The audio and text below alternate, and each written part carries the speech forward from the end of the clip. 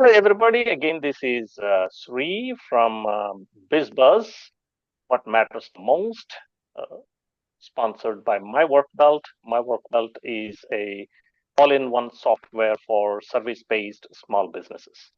And again, we have today Craig. Craig is founder of Ally for Me. Ally for Me provides a great deal of help to those companies that are doing a high-ticket, high-trust services or products. Craig, welcome back to the show. Thank you very much for joining me today. Shrey, it's always a delight. It's always a delight. And for those that aren't listening, we just spent a half hour talking, and I remember you're like, oh my goodness, we already spent a half hour, but that's the nature of our conversations. I really enjoy them. I'm so glad to hear that. And our conversations are definitely a joy to continue with. And there's a lot of knowledge and a lot of valuable content comes out of our conversations, which I am really thrilled and I always look forward to our conversation. So we were talking about 6 stages of teaching a pitch or teaching a pitch. So if you are to be a business owner or a presenter, sometimes you are the business owner, you are the presenter, or whichever the way, whatever the way, in order for any business to acquire a customer, they have to present something to their prospect. It could be one-on-one presentation, or it could be a presentation in a group of audience, right? Now, we were talking about a formula, how to win the hearts of those prospects through these presentations. So tell me, what is the 6 stage formula for successful presentation to win the heart of a prospect? Yeah, well, and let me back up just a step to give you a little bit of the background because the background's fascinating and it's important. Uh-huh. So during the Great Recession back in 08, 09, they started looking at sales teams to try to understand who made the best salespeople. And I they see. actually collected data for about 4 years from 6,000 sales reps across 90 different companies. And they gave this data to a data scientist and they said, tell us what you see. And the data scientist came back and said, we see 5 sales personalities. And they Mm-hmm. adjusted the data set so each one was roughly 1/5 of the population. Mm-hmm. And they wanted to know who was the most effective salesperson. And if you're like me, when I first saw this, I thought the winner is going to be a relationship builder. The relationship builders are these people that just have that magic with people. Everybody wants to be around them. We all think that they're the best. Comes It with the turns great charming. because they're charming. Yes. It turns out they are the worst Okay. salespeople. Yes. I was in the same notion up until this minute. Yeah. And not only are they the worst, but when you go into recession, they get hit the hardest. And it turns out that the sales personality that performs the best is a personality they call the challenger. Mm-hmm. And the challenger performs well in both bad economies and good economies. As a matter of fact, they had trouble telling a difference in their numbers from recession to not recession. See? Now, a lot of people misunderstand what the challenger is. The challenger isn't like this aggressive person that gets into your face and yells at you. The challenger, where the name comes from, is they challenge you to view the world differently than you had viewed it before. See? And How do so, you how do you make them to see the world differently? yes, you see the world differently. Yeah. And so, some of the data that they were looking at when they saw this for complex sales, and you mentioned we work exclusively with people that are high ticket, high trust. Let me simplify it this way. Unless your product's for sale on Amazon, you're probably in a complex sale. Oh, understand. Okay. For complex sales, the relationship builder only drove 4% of revenue. Even if it is a somebody trying to sell a lawn mowing service. or a handyman service or a roofing service, they are all in complex sales, is what you're trying to tell me. Yeah, anything that requires a little bit of explanation. Now, maybe I might put lawn service in if they're just cutting your grass. If they're a landscaper where they're redesigning your yard, Yes, landscaping, that would be right? complex. If Correct. they're just cutting your grass, that's simple. It's Simple enough. Yes. we show up, we cut your grass is cut, you pay us, that's it. That would be simple. True, Um, true. Landscaper. So when I bought my house, my front yard was hideous. It was absolutely ugly. And I knew Beautiful. it needed help. I knew it needed help beyond what I could do. And so I hired a landscape architect, and he completely transformed my front yard into an oasis. But that's a complex sale. And so it turns out when it comes to complex sales, the relationship builders only drive 4% of revenue. But the challenger drives 54% of revenue. Wow, that's a big difference. Yeah, 54%. Now imagine that you are a sales manager and you have this team. Uh-huh. Once you know these numbers, you're going to look at that and you're going to say, who are my challengers? Because I want to hire more of them. Who are my relationship builders? Because I want fewer of them. I want more of the people that drive 54% of the revenue and fewer of the Absolutely. people that only drive 4. And if I'm an individual salesperson, I'm thinking the same thing. How do I make sure that I'm one of the 54, I'm driving 54% of the revenue? And here's the beautiful thing.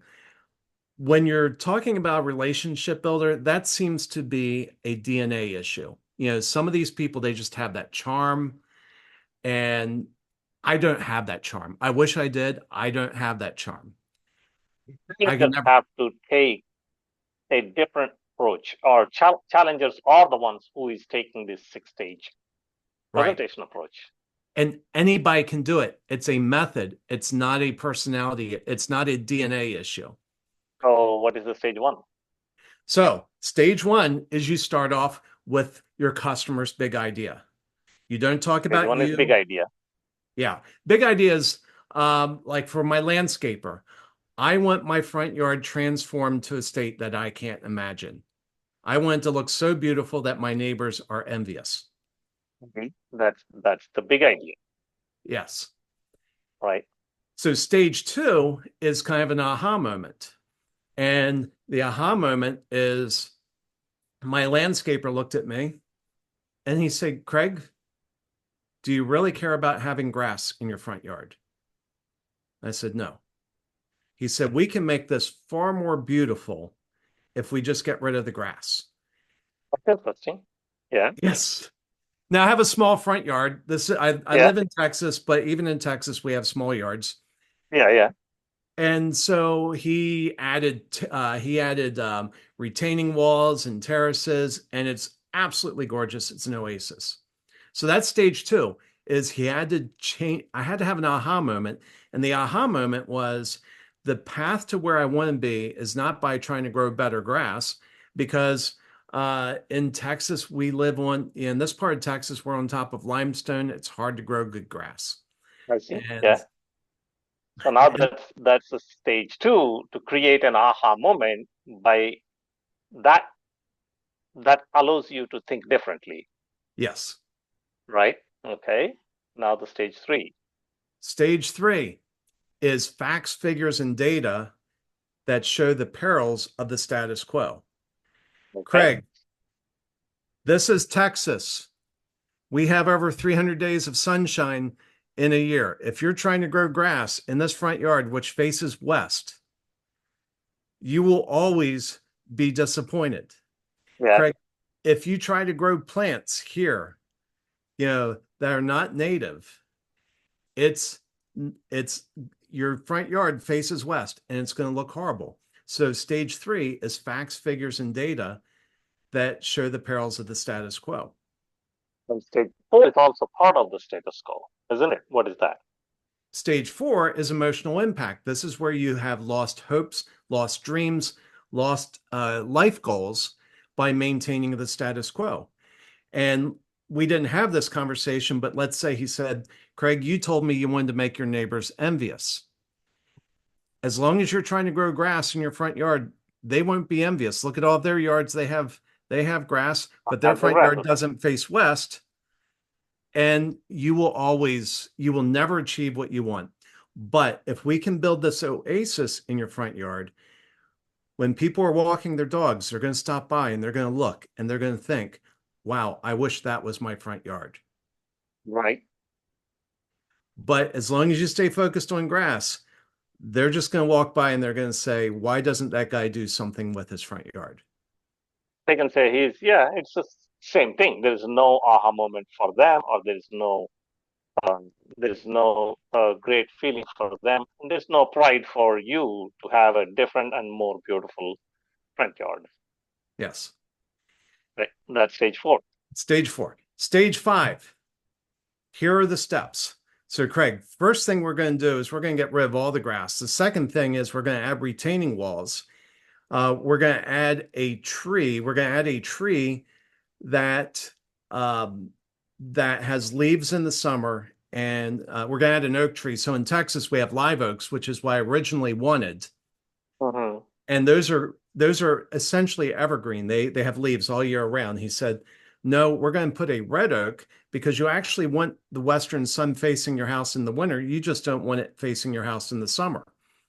And so that we're going to do that. We're going to plant that tree. We're going to plant these different things. And he goes through the steps that are going to get me to where I want to be.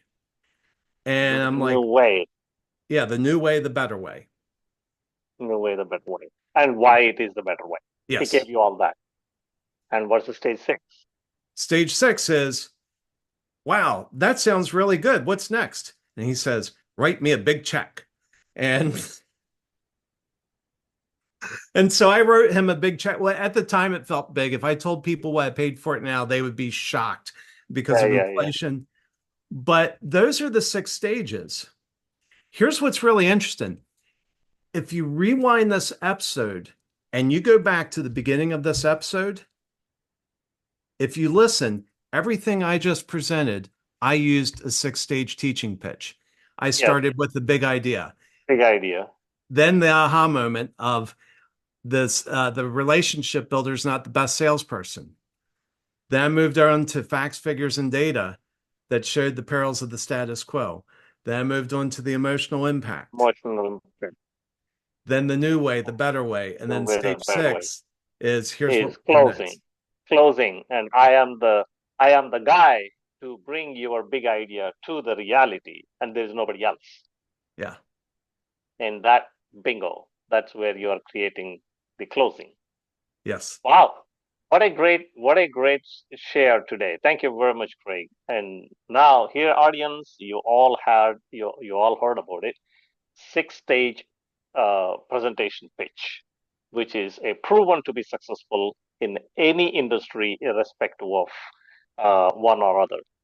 Thank you very much, Craig, for sharing this great content and great wisdom today. I greatly appreciate your time and joining the show. Thank you, Sree. Have a great day. You too have a wonderful day. Bye now.